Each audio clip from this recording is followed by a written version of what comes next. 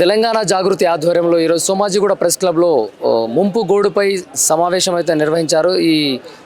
ఈ round table సమావేశానికి ముఖ్య కారణం ఏంటి, ప్రధాన ఉద్దేశం ఏంటి అడిగి తెలుసుకునే ప్రయత్నం చేద్దాం. మనతో పాటు గిరిజన నాయకుడు ఉన్నారు, వారిని అడిగి తెలుసుకుందాం. అన్న నమస్తే. నమస్తే. ఈ రోజు కవిత నిర్వహించినటువంటి రౌండ్ టేబుల్ సమావేశం దేని గురించి, ముఖ్య ఉద్దేశం ఏంటి అసలు?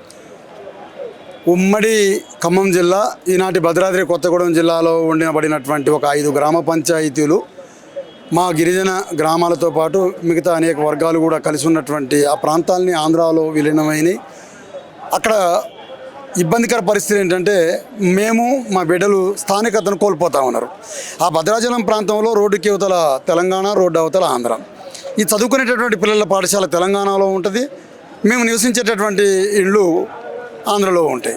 ఈ స్థానికతను కోల్పోవటం, ఇప్పటికే ముంపు మండలాలు అనేటటువంటి పేరు చెప్పి 7 మండలాలను తీసుకొని పోవటం, లక్షలాది మంది గిరిజనుల్ని నీటపాలు చేసి 7 మండలాలను తీసుకొని పోయి అవి విభజన చట్టంలో భాగం అని చెప్తా ఉన్నారు. అట్లనే ఇవాళ మా బతుకుల్ని కూడా ఛిద్రం చేసి ఉన్న 5 గ్రామ పంచాయతీలను కూడా ఆంధ్రలో కలుపుకొని స్థానికతను కోల్పోతున్నాం. కాబట్టి మేమే కవిత గారిని అప్రోచ్ అయినాం. గిరిజన సంఘాలుగా మా కోసం కొట్లాడండి అని చెప్పని అన్నాం. ఇలా రాష్ట్ర ప్రభుత్వానికి, కేంద్ర ప్రభుత్వానికి కూడా ఈ విషయాన్ని తీసుకొని పోతానని చెప్పని మాట ఇచ్చి ఉన్నారు మీ ముందే. అయితే ఇప్పుడు ప్రత్యేకంగా గిరిజనులకు కావచ్చు, ఆదివాసులకు కావచ్చు, సరైన న్యాయం చేసే దిశలో మంత్రి సీతక్క గారిని అక్కడ కీలక బాధ్యతలు చేపడుతున్నట్టు. దీంట్లో మంత్రి సీతక్క గారికి మీకు ఉన్నటువంటి సమస్యలు ఏమైనా ఉన్నాయా? ఏమీ లేవు, ఏ సమస్య లేదు. కాకపోతే ఏంటంటే, సీతక్క గారు మంత్రి కావచ్చు కానీ గిరిజన మంత్రి అయితే కాదు కదా. ఆ గిరిజన శాఖ అని ముఖ్యమంత్రి గారు స్వయంగా ఆయన దగ్గరనే పెట్టుకున్నాడు కదా. ఆయన పెట్టుకున్నాడు, ఇంతవరకు గిరిజన శాఖ మంత్రి ప్రకటించలేదు. మా సమస్యలు ఏమైనా చెప్పుకుందామని అనుకుంటే సాధారణ సమస్యలే అవుతాయి తప్ప గిరిజన సమస్యలు పరిష్కారం అంటే మా ఆహార్యం, మా వేషం, మా భాష, మా కట్టు బొట్టు తెలిసినటువంటి గిరిజన మంత్రి ఉంటే మాకు ఈ తిప్పలు ఉండకపోయేటి.